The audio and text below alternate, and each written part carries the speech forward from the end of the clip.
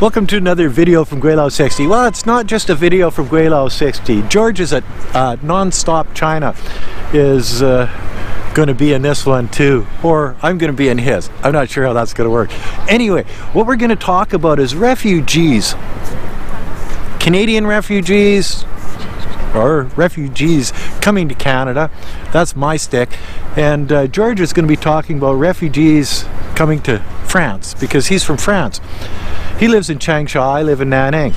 And then we're going to both be talking about refugees coming to China and how does that work. Well, I've got a little bit of experience in Canada because I used to deal with immigration. And the refugee thing is a problem now. It never used to be until we had the liberal government come in and Justin Trudeau, oh yes, we're an open country, come, we'll take you all in. Wow, he should have thought about that before he started talking. Okay, well, see, we've been taking in refugees for years and years and years, for just about forever. And Canada is basically a country of economic immigrants and refugees. Most everybody, well, actually everybody in Canada is from someplace else. That said, we do have problems with refugees over the past couple of years. Are they good or are they bad? Well, that's a question. I know a number of people that have come to Canada as refugees, and some of them are good and some of them are bad. A multicultural center in Prince Albert, Saskatchewan. A black lady came from, I'm not sure, some African country, and she had a couple of kids, and she comes into the multicultural center where she's learning English. Okay, well, that's good. And she figured out that she gets a welfare check. They're going to pay for an apartment for her. They're going to help her with her education, and she gets child tax credit. And she comes into the multicultural center and saying, I never have to work another day in my life. The government's going to take care of me for the rest of my life. Well, yeah, okay, so that would be an instance of a bad refugee. Okay, here's another one. Black guy, 6'8", from the Sudan. His name is Boston. That's his English name. I don't know what his African name was. He comes in, he learns English. He's the kindest man you could probably ever meet. As soon as he could get out and get a job, he went out and got a job. His wife went out and got a job. He raised his children, worked hard, did everything proper. He's a good refugee, yes. He saw the advantage of being a Canadian and how he could better his life and his family's life, and he took that and he ran with it. You know, I've seen people from El Salvador and Guatemala. I've seen people from just about everywhere, from Kosovo to everywhere, as refugees in Canada. And you know what? Very few of them bilk the system. They've had rough lives and they see an opportunity and they take it. So in Canada, refugees are a good thing, up until just lately, where, okay, Trump, yeah, Haitians, we're going to kick them all out of the country, all of the illegal Haitians. Well, where do they think they're going to go? Well, what they do is they just jump the border in Canada and, hi, I'm here, I'm a refugee. Okay, well, that's great. Well, we've got a third country policy with the United States that says if a person hits your country first, he has to declare refugee status in that country. But these people, they know that. So if they would come to a border crossing in Canada from the United States, well, the border crossing people would say, well, sorry, man, you're in the States, you got to declare refugee status in the States. They turn them around at the border crossing and say, not our stick, no, see you later, bye. Well, so what do? They know this. They see, these people know this.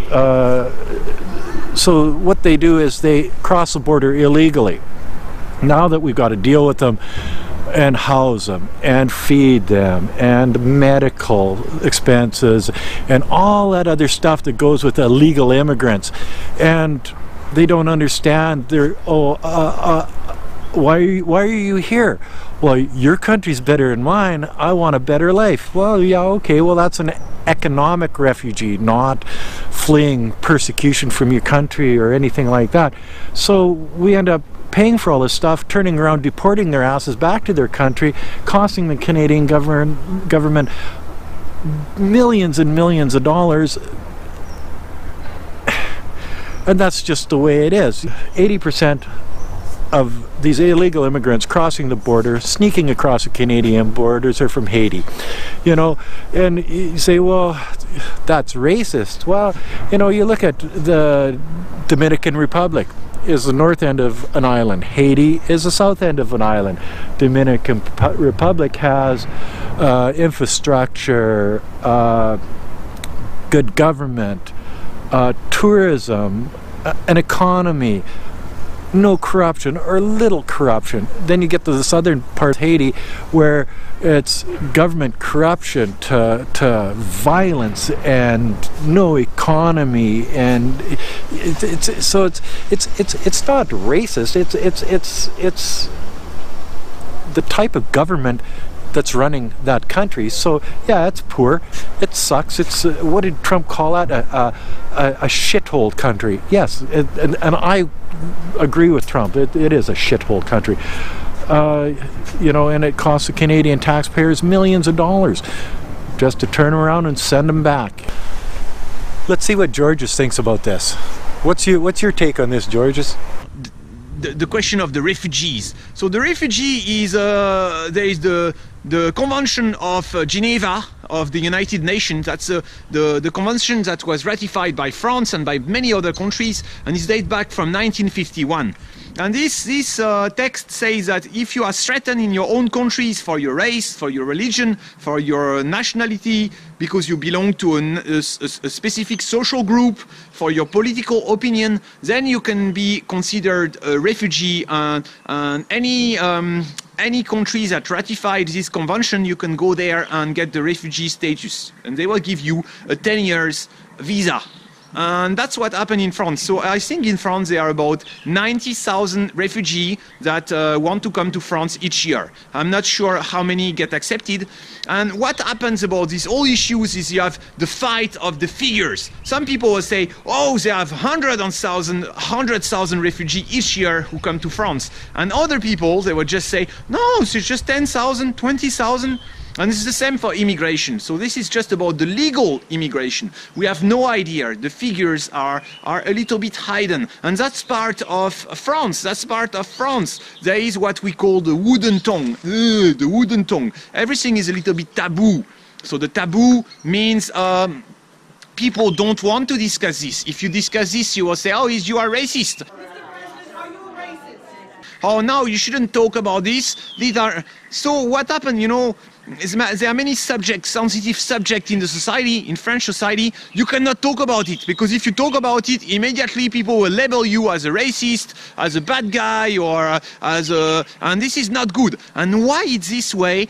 Because France has some values, and the values of France, that's what built our countries. You see, in China, they have a different attitude towards refugees, and you know, most people here are welcoming and stuff, but the government has a different attitude. And they've got 1.4 billion people. The last thing they need is more people. So, you know, they tend to shy away from refugees. The world has been asking China to take more of these Syrian refugees. Well, okay, China says no. That's about it. I think to date they've taken 9 Syrian refugees, if I'm not mistaken. You know, so they're not big on the refugee train. They have in the past dealt with a lot of North Korean refugees, Myanmar refugees, Vietnamese refugees. You see, in 1979, China had after the Vietnamese War and stuff, China had a lot of Chinese ethnic people in Vietnam, and there was a mass exodus in between 1978 and 1979, and about 250,000 people from Vietnam crossed the border into China.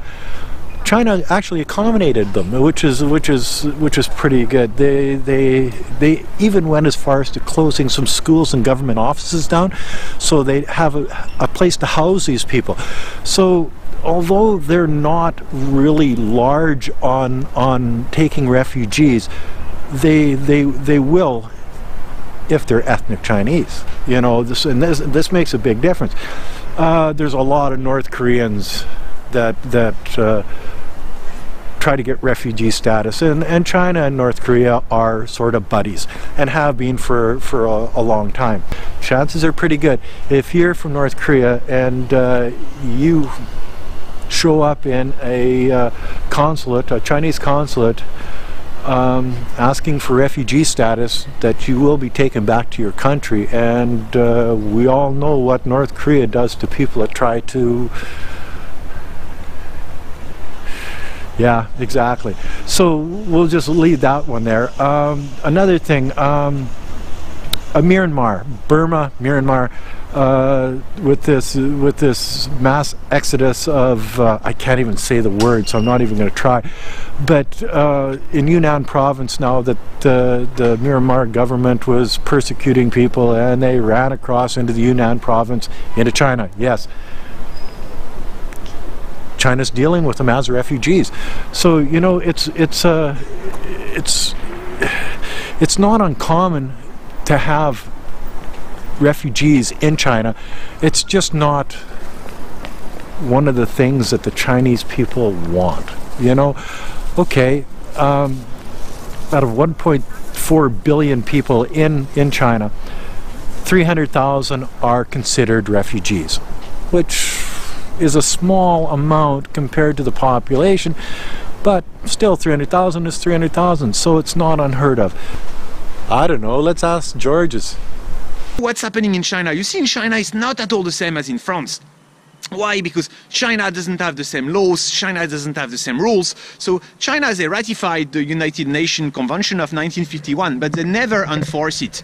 So there are very few refugees in China, very, very few. And you see, when you come here in China, you don't have the paper, you are illegal, you come here, they will kick you out of the country. And not only this, but they will keep you in jail before they keep you out of the country. These are the special centers that they keep for these guys, so they are not going to come back. No, they don't give them any money, they kick them out of the country, and before that, they will give them a very, very unpleasant memory of China so that they don't come back. And that's how it is. Of course, you cannot do this in France. You know, and that's another video from Gweilo 60 and George's from Non-Stop China. If you like this video, as always, like, comment, subscribe. Thanks for watching. Bye now.